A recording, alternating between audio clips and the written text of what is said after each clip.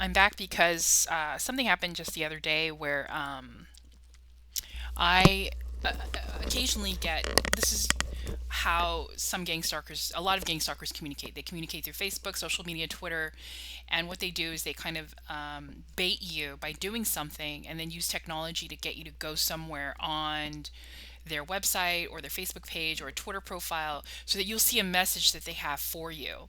Sometimes they use technology. I think mostly they use technology and sometimes they don't. But this recent one has been, there's no other way to put it, a gift. Because what essentially happened was um, a gang stalker will like something on your Facebook page or Twitter profile, and then that will lead you back to their page. Um, and then when it goes back to their page, it's a message that they leave for you to taunt you, or to make fun of you, or to try to irk you, or give you a reason why the gang stalking is happening, right? In their eyes. So this happened, I think, yesterday or the day before yesterday, and it led me to this loser's Facebook page, and the actual picture was of something about a comment that I guess I made comments in the past about short guys, which is hilarious to me because that could even be spoken about for another hour on a separate video of how misogynistic and insecure gang stalkers are. I have been saying that on my Twitter profile forever. And this is a very specific example. Now, in my life, if you live in places like South Florida or New York or especially Los Angeles, you will get, and Los Angeles is the worst of them all. You will get constant comments about your body, especially as a woman, but even guys. A lot of guys get it too. It's just heightened there. I think there was an article. There was like like a interview of comedians on YouTube or something. It was Jerry Seinfeld and Ricky Gervais and like two other comedians. I forget who they were, and the comment was made to Ricky Gervais like, "You've been living in Los Angeles. You lost like 30 pounds, haven't you?" Like something along those lines because of the pressure and the environment of living in that place. It's really weird. It really is like a bubble. And if you grew up there, it's hard to like understand what that bubble is like unless you leave. Um, Unless you have like a very, separate set of parents who are, obviously are people around you from a young age that are not into the lifestyle of LA and are explaining this to you. But going back to this loser, his name's Austin, that brought me back to his profile. He's a gang stalker. Um, you know, I've had so many comments about my body, and in general, women have so many demands put on us and our body. There's a George Carlin stand-up, if you Google that, about women, and I don't exactly remember what it's titled as, but George Carlin talks about all the things that are demanded of women, like lipstick and hair dye and nail polish and what are those things called? When you get your feet things done, toenails done, um, and just he goes on. It's a great bit, and there's no way to know all the demands put on women and even things that are said to us about those demands day in and day out, unless you're a woman. There's just no way to know. And there's no way to know from the guy's point of view, too, for the things that are demanded of them, more so on providing and money and what kind of car you drive and like all those superficial things, right? We'll never know. But for women, it is, I can tell you right now, and this is something that's self evident even for guys, the demands on the woman's body and our beauty and the beauty products and our hair and all of that are exponential compared to men. Exponential. If you even, I was like a size 8, I think, in Los Angeles, and I'm almost like 5'10". With a flip flops on, I'm 5'10". And I was constantly called fat. So I'm a size 8. Even when you're a size 6, it's like it's even then because all the women back in that time, especially in like 90s and 2000s and the 80s, a size, that was like the stick figure kind of decades. Even if you weren't a size 4, like that would be like slender. But even if I was like a size 6 or an 8, people would say you need to lose weight or you have a little bit of fat on your side. It was ridiculous. Ridiculous, okay? And if you imagine growing up in a world like that, and that's all you know, you're pretty cognizant of that. So with that being said, never during that time, and moving away from Los Angeles and moving to other places, and it would still occur, much less on the scale of verbal criticisms of the woman's body, my body, or other women's body when they were around me when I'd be out, much less than in LA. Never, ever did I ever take it personally. I mean, it hurt. And I take it personally, like, God, that sucks, Especially in LA when you actually buy into that and you think that.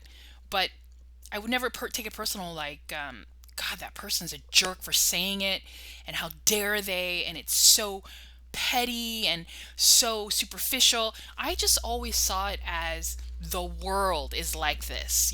There are people who have preferences, for big boobs. Big boobs were the thing back in 80s, 90s, and 2000. Now it's big butts, but big boobs. Like, if guys constantly make comments about girls with flat chests back then, and I thought, what a jerk, but then that would be the end of it, and I would move the F on. I never thought, God, that person is so petty and they should get what they deserve. Nothing like that. It was just a part of life that people were like this, and they had their preferences, verbalized or not.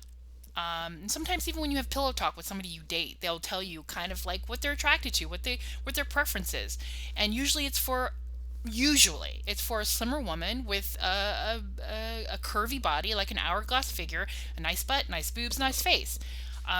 Some guys are leg men, some men are butt men, some men are boobs men. But the difference is we would have a mountainous landslide of comments and suggestions and misogynistic level insults doled out to us women 10 times more than what women do to men, if not a million times more. And so, and I don't like short guys, because I'm so tall, and that's my personal preference. And I also like dark hair and dark eyes. To me, they're along the same lines. I'm sure there are women out there that don't like short guys, and that's great. That's fine.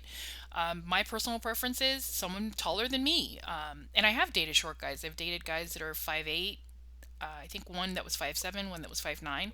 Never thought of it back then, but I prefer someone who's taller. Just like a man would prefer someone who weighs less than him. Again, not everyone, but in my almost 5 decades on this planet, and if you deny it, you're a lying idiot. Men like women that are height weight proportionate. And men who are height weight proportionate like women who are like height weight proportionate on the whole. And they would be lying to you if they didn't tell you that they like curvy women with a nice ass and nice breasts and nice face. Same as women who like men that are taller and a full head of hair. Not all women, but generally speaking, yeah, that's kind of the stereotype that we have in this world. Why do you think all of the women on magazines and on television that we think are attractive look a certain way?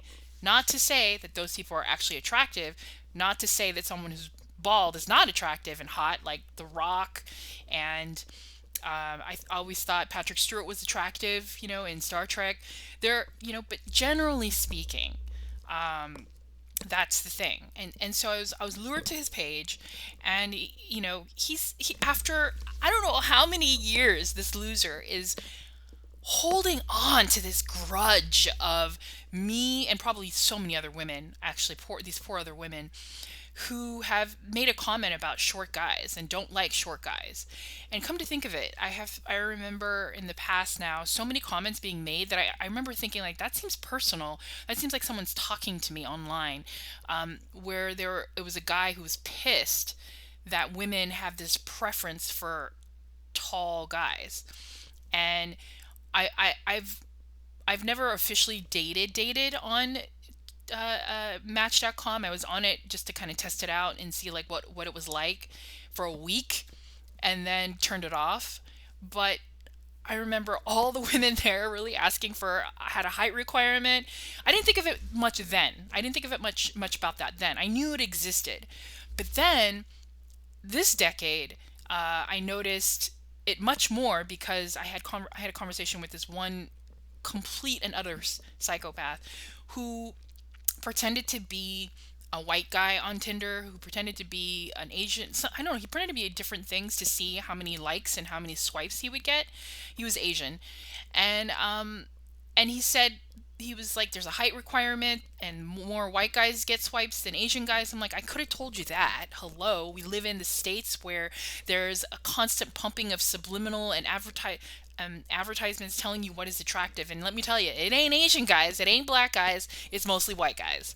So I'm sure it's different if you move to, like, an Asian country. If you move to Saudi Arabia, they're gonna have different people they're showing as attractive. But he was an idiot, so what are you gonna do? Anyways, so I'm on this profile, and I just decided to tell him, give him a piece of his own medicine, and I did, and I made him look stupid, and then it turned into this whole thing where all of his flying monkeys, or these literally low intellect, high school aged antics using gifs and tons of exclamation marks, and misspellings, incorrect sentences, name calling, insults, ganging up.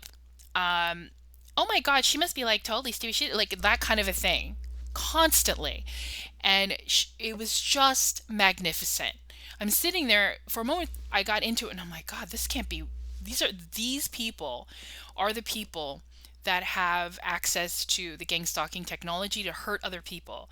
These filthy, disgusting, vile creatures who can't even control themselves when they're the bullies, right? They are bullies, that's why they're acting like this, but they are the ones that are outnumbering me. They have all their little flying monkeys, all their little jerks, all their little disgusting piece of shit friends who are ganging up on me and saying all these insults and blah blah blah, and acting like I'm stark raving mad, like chickens with their head cut off. Towards the end of the thread, it got to the point where they were misspelling everything and screaming and using bold capital letters or capital letters, and it started becoming amusing to me, because it just is this permanent record, and I'm sure he's going to delete that. I'm sure of it. Or they have the ability to shadow ban it so that people on Facebook can't see it. Because they're cowards, and they're piece of shit cowards, of course. But the point is, it's there, it exists, and it just proves my point. Like, and I hope the technology does exist where you can see through my eyes, and you can see it happening in real time, or you can go back and see it happening in real time. And if not, then you can go back and reread that whole Facebook thread, and see how your people act. This is why your country is a shithole and is continuing to turn into a shithole. I don't know if that's going to be forever. It might change in 20 years or 30 years, blah, blah, blah.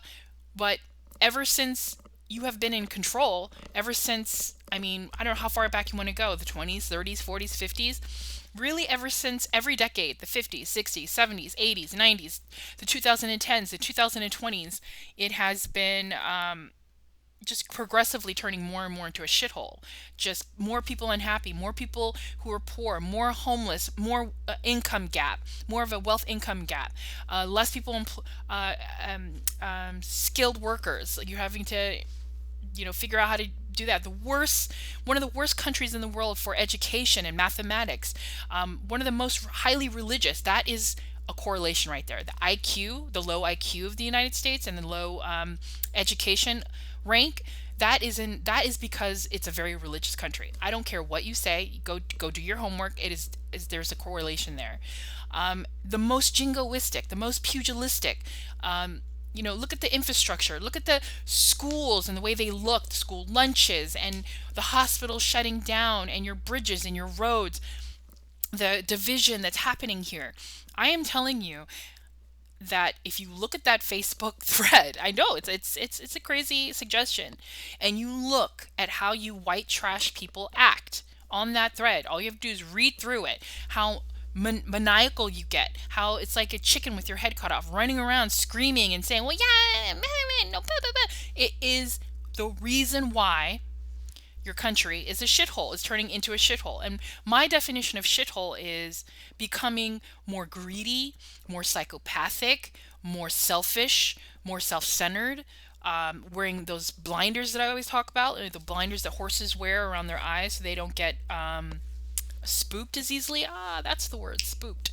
I forgot about that. That's the kind of thing that you're wearing. You gang stalking maggots. You're wearing those blinders, and your brain intellect is limited. You don't have to take my word for it. If you can even be a tiny bit objective and go to that Facebook thread and just read it, you anybody with a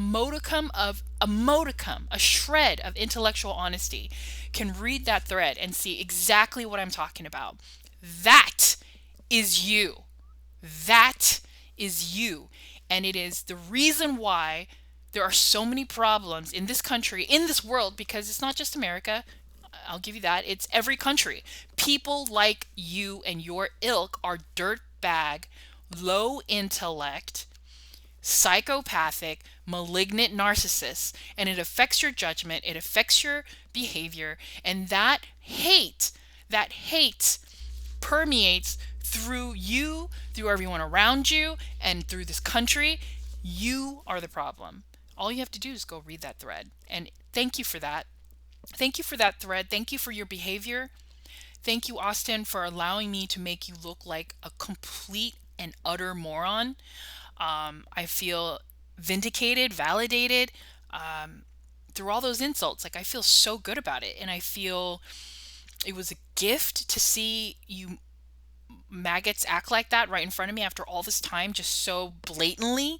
And I cross my fingers and I hope, I hope and I think and I put thought into the fact that I hope at least someone, maybe hopefully someone saw that thread and will stay away from this freakazoid, grudge holding, insecure little bitch, Austin.